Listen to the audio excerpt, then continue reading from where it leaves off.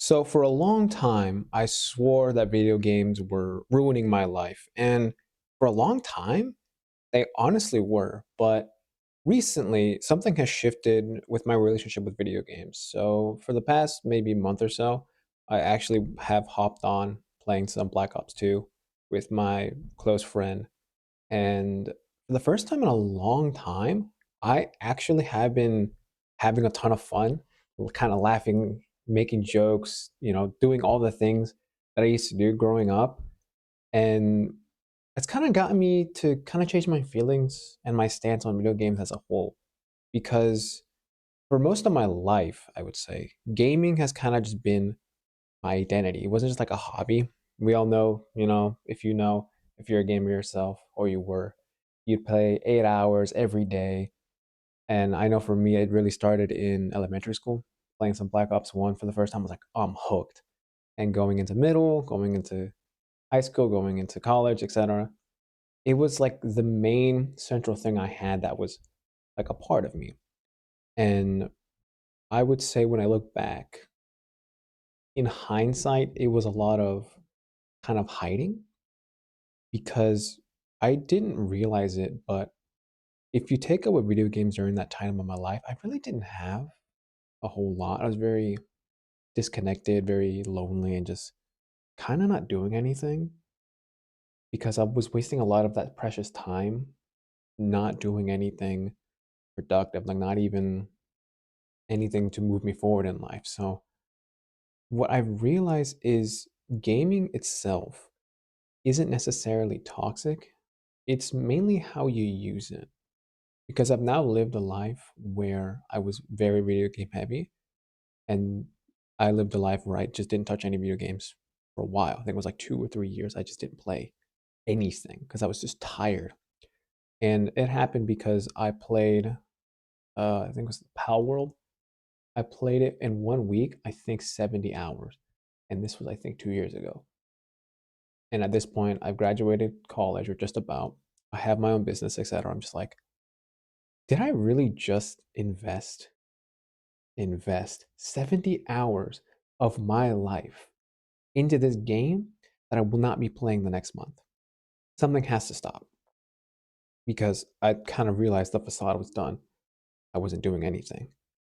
It just drained me of my time, energy, and everything that I need to improve as a person, as a businessman, etc. So, if you're using it in the way that I did, where you kind of just hide yourself from the world to live in a virtual reality, it's not actually relaxing. It's actually you're mainly just running from your problems. So I quit for 2 years and kind of realized I don't have time in the sense of I don't have time to be doing this shit anymore. I have other stuff that's more important. So I kind of had to fill that time.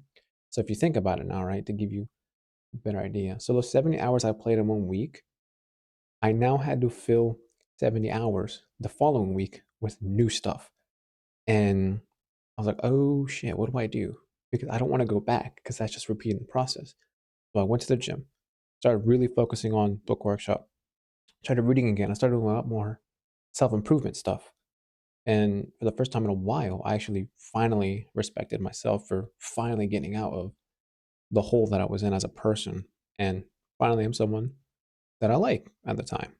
And a lot changed in a positive manner because I quit. And coming back recently, I kind of realized something alongside, you know, everything that's changed. Is I didn't hate gaming. I kind of hated the person that I was that didn't have a purpose. So I would intentionally use gaming to hide a lot of the stuff negative for myself. And without it, I kind of realized, oh, hey, there's actually a lot of stuff that you can do that kind of fulfills you more than gaming. And nowadays, him and I, we hop on for maybe an hour or two at most, a couple times of the week, if that. We laugh, we trash talk, we relive the core memories growing up because that was a game we played all the time for years, and then shut it off and get back to work. It's not like he gets off and I stay on for 6 hours. No, no, no. I have stuff, I have priorities, I have responsibilities. And all of those now are more important than gaming. Like if I stop playing, I don't miss anything. So the big thing is when you're kind of more comfortable with who you are and you go back to gaming, it doesn't really pull you in as hard because you know in the end, like it's fun, sure, but there's other stuff you have to do that calls to you more than just playing video games. So kind of the takeaway is if you're kind of stuck in that gaming loop like I was for years, you don't you don't have to delete everything. It would help to cold turkey it. Not as hard as I thought it was going to be for reference, but the main thing is just know. So let's say my example, right?